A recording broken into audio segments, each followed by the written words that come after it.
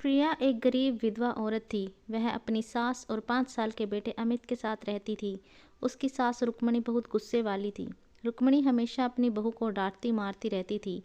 एक दिन प्रिया घर में काम कर रही थी, तभी रुक्मणी उसके पास आती है। रुक्मणी, बहू तू घर का काम ही करती रहेगी या बाहर जाकर भी कोई काम करेगी?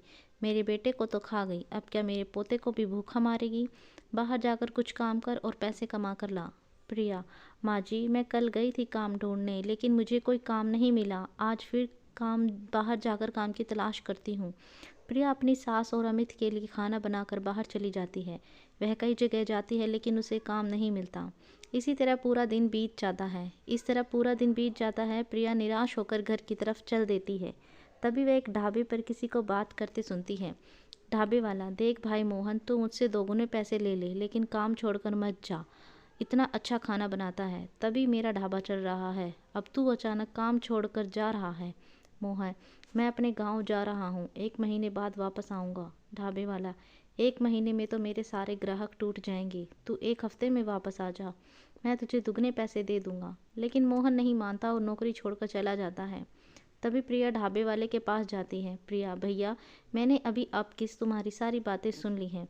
मैं बहुत अच्छा खाना बनाना आता है, मुझे नौकरी पर रख लो। ढाबे वाला, यह कोई घर का खाना नहीं बनाना, हर दिन 300 लोगों का खाना बनाना है, तुम कैसे बना पाओगी? प्रिया, भैया मुझे पैसों की बहुत ज़रूरत है, मेरा विश्वास करो, तुम्हारा एक भी ग्राहक वापस नहीं जाएगा। ढाबे वाला, पहले कहीं काम किया है? प्रिया, नहीं भैया, अभी 1 महीने पहले मेरे पति का स्वर्गवास हुआ है, तभी मैं काम ढूंढने निकली हूँ। ढाबे वाले को उस पर दया आ जाती है। वह कहता है, ढाबे वाला, ठीक है बहन, मैं तुम्हारा बिजनेस तुम्हारे हाथों में सौंप रहा हूँ। अगर मेरे ग्राहक को तुम्हारा खाना पसंद नहीं आया तो मैं तुम्हें पैसे नहीं दूंगा। प्रिया मान जाती है। अगले दिन से प्रिया ढाबे पर खाना बनाना शुरू कर देती है। प्रिया बहुत अच्छा खाना बनाती है, जिससे उसके ढाबे पर लोगों की संख्या बढ़ने लगी। प्रिया को इसी तरह खाना बनाते 1 महीना होने वाला था। एक दिन मोहन वापस ढाबे पर आ जाता है। मोहन, लो सेठ, मैं आ गया, तुम्हारे बारे में सोचकर मैं 1 महीने से पहले ही आ गया। बताओ आज क्या बनाना है? ढाबे वाला, भाग यहाँ से, मैंने किसी और को खाने पर रख लिया। तू तो दुगने पैसे में भी नहीं मान रहा था। यह औरत बहुत अच्छा खाना बनाती है, तू अब रास्ता नाप।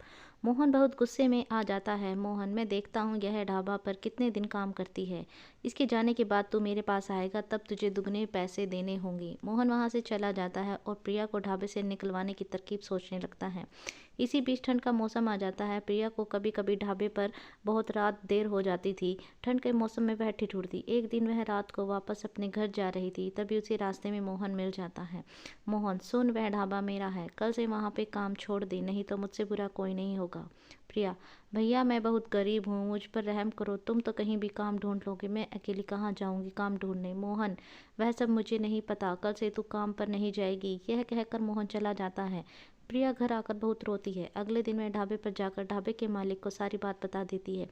उसका मालिक कहता है, ढाबे वाला, बहन तुम चिंता मत करो, इस मोहन को तो मैं सबक सिखाऊंगा, तुम आज फिर उसी रास्ते से जाना। प्रिया, भैया इतनी सर्दी में वह सड़क सुनसान रहती है, कहीं मोहन मिल गया तो पता नहीं मेरे साथ क्या करेगा। ढाबे वाला, बहन तुम चिंता मत करो, मैं छिप कर वहीं रहूंगा, जब वह तुम्हारे पास आएगा तभी मैं उसे पकड़ लूंगा। प्रिया रात को उसी रास्ते से वापस चल देती है। तभी उसे मोहन मिलता है। मोहन, मेरे मना करने के बाद भी तू ढाबे पर गई, अब मैं तुझे नहीं छोड़ूंगा। मोहन जैसे ही उसे मारने के लिए आगे बढ़ता है, ढाबे का मालिक पुलिस के साथ आकर उसे पकड़ लेता है। पुलिस एक गरीब विधवा औरत को परेशान करता है, अब तो तुझे ढाबा नहीं जेल मिलेगी। यह कहकर वे मोहन को पकड़ कर ले जाते हैं। प्रिया अगले दिन से फिर से ढाबे पर काम करने लगती हैं। आपको ये कहानी कैसी लगी कमेंट करके हमें ज़रूर बताएं। अगर आपने चैनल को पर नए हैं तो प्लीज़ चैनल को लाइक शेयर और सब्सक्राइब ज़रूर कीजिए। Thank you.